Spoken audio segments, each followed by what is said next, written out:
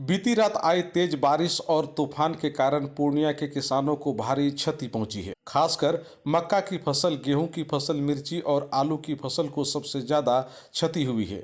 हालात ऐसे हैं कि किसान रोने को मजबूर हैं। कई किसान कर्ज के बोझ के तले दब गए हैं।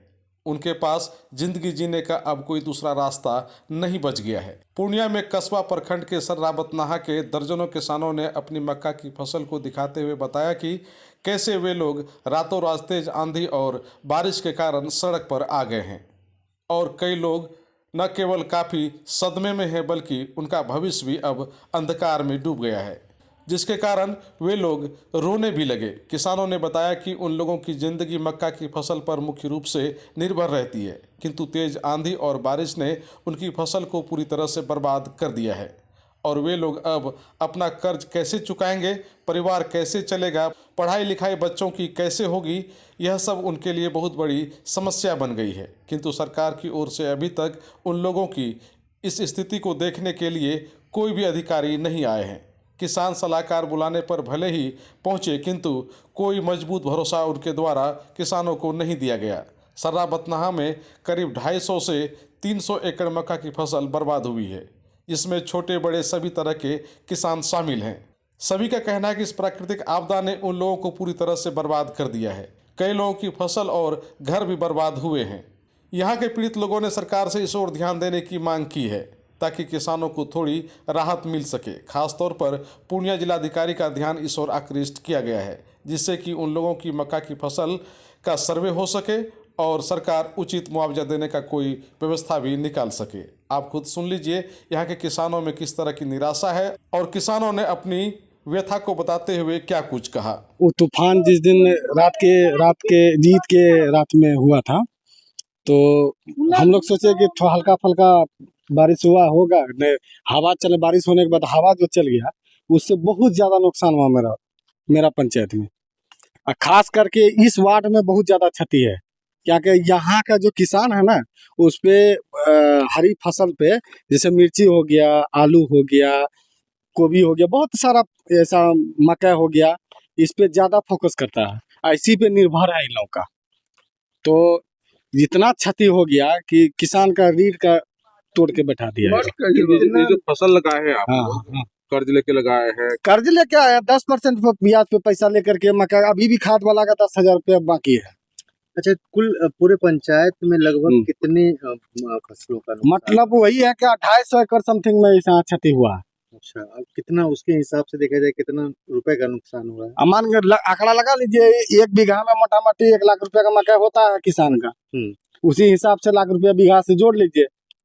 1 एकड़ में मतलब 2.25 बीघा का हेक्टर होता है ना। परिवार जो है इसी पे निर्भर, सारा परिवार, बाल बच्चा, पढ़ाई लिखाई, कमाई, दवाई, सिंचाई सब इसी में है और दूसरा कोई नहीं। रोजगार का क्या सेवक है सरकार को, तो आपको मालूम है। आप लोग सलाहकार आए थे, क्या बातचीत? सलाहकार को फोन किया गया था हमारे तरफ से, तो उनसे जवाब यही मिला। कोऑर्डिनेटर से भी बात हुआ तो बताया हमको कि देखिए, हम सरकार का, डीएम का कोई निर्देश नहीं है, आप लोग जांच कराइए, अगर सरकार से कोई बात होती है, ऐसा निर्देश होता है तो आप लोग को मुआवजा मिलेगा।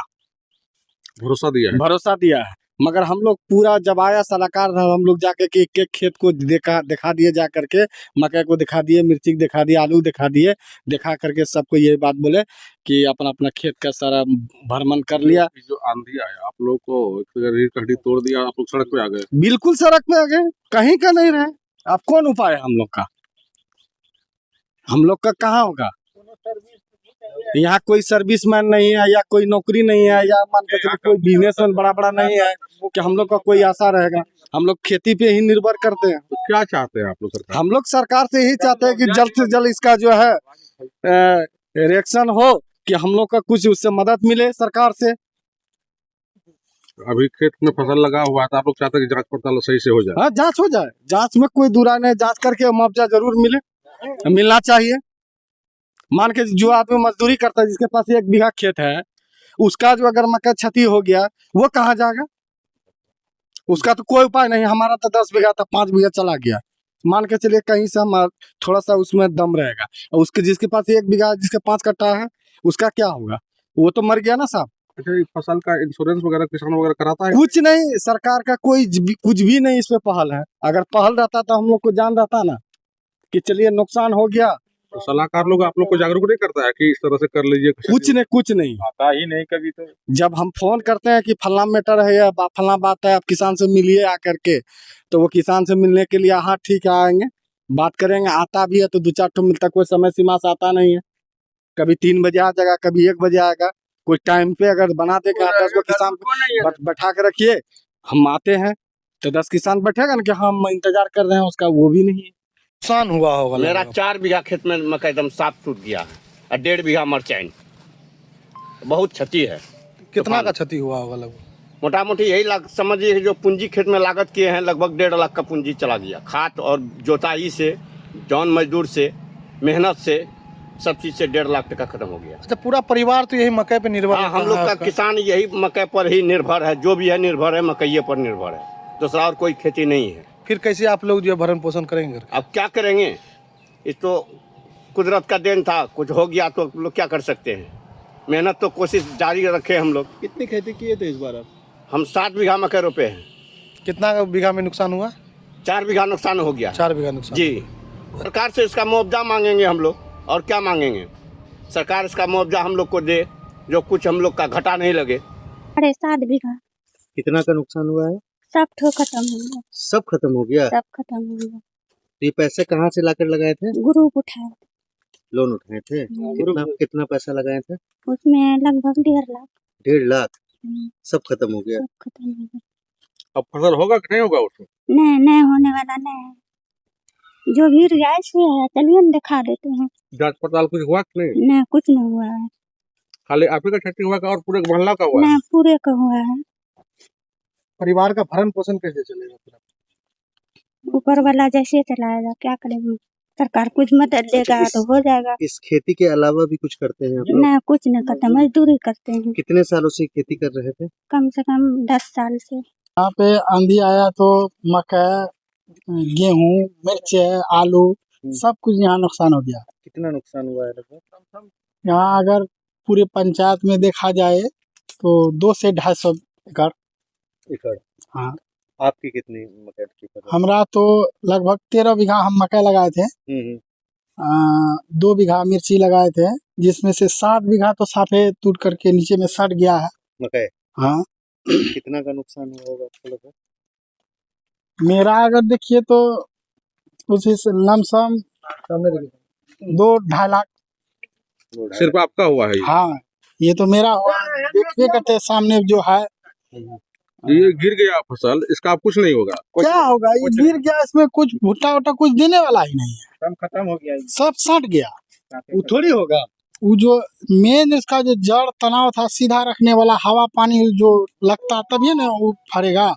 अब उसको मान लीजिए नीचे से विटामिन डी मिलवे नहीं करेगा, उसको ऊपर से मिलेगा, तो भुट्टा में जो दाना होता है वो चुटक जाएगा, बैठ जाएगा, होगा ही नहीं, घास हो जाएगा सब। हाँ, वो घासे का मुताबिक है अभी सब क्या है। तो आप लोग चाहते हैं कि सरकार इस पर ध्यान दे, आप लोग को कुछ क्षतिपूर्ति मिले? देखिए, हम लोग तो चाहते हैं कि सरकार हम लोग को कुछ मदद करे, तो बाकी अब सब किसान का क्षति है? सभी का। 2 एकड़ आलू, करीब 1.5 एकड़ मरचाइन, टोटल कल आया था सलाहकार, सबको खेत घुमा करके उसको दिखा दिए, लोन उठा करके खेती किए। अब लोन वाला कहाँ देंगे, घर में खाएंगे पिएंगे कौन चीज। कितना नुकसान हुआ होगा लगभग? कहते 6 एकड़ मकई था ना, उसी में लगभग 1 एकड़ बचा हुआ है, नहीं तो इधर 5 एकड़ मकई। कितना लोन उठाए थे? हाँ, लोन उठाए थे 75,000। उसारा लगा दिया? इशारा के उससे भी इधर उधर खाद वाला का दुकानदार से बीच उधार ला करके खाद कर्जा लेकर के इससे उससे कर करके खेती किए। मकई होगा तो सबको कर्जा भुगतान लग रहा है सरकार से मुआवजा मिलेगा? तो मिलना तो चाहिए, तब वही बात भरोसा अब हम लोग जी रहे हैं, तब नहीं देना उसका काम है। सरकार से कोई अपील करना चाहेंगे हमारे माध्यम से? तो अपील नहीं कीजिएगा तो कैसे हम लोग का जीवन बाल बच्चा पोषण पालन हो। Aryabhatta Institute of Technical Education. अब आप बताइए, आप आईटी क्यों कर रहे हैं? आईटी सेक्टर में गवर्नमेंटल एवं प्राइवेट प्लेसमेंट बहुत है। अभी आईटी की क्रांति है, सो मुझे तो यही करना था। तो यहाँ आर्यभट्ट में भोपाल, मौलाना मजरूल हक अरेबियन एवं फॉर्च्यून यूनिवर्सिटी पटना से मान्यता प्राप्त जिले का एकमात्र पैरामेडिकल आईटी एवं मैनेजमेंट इंस्टीट्यूट है। क्यों ना मैं इसे चूज करूं? आर्यभट्ट यानी कि सही फैसला। थैंक्स टू आर्यभट्ट इंस्टीट्यूट जिसने मुझे दिया कॉन्फिडेंस एवं आगे बढ़ने का हौसला। पारा मेडिकल कोर्स करें, नौकरी तुरंत पाएं। Contact number 7739023553। Campus office Kaptanpara near Durga मंदिर पूर्णिया।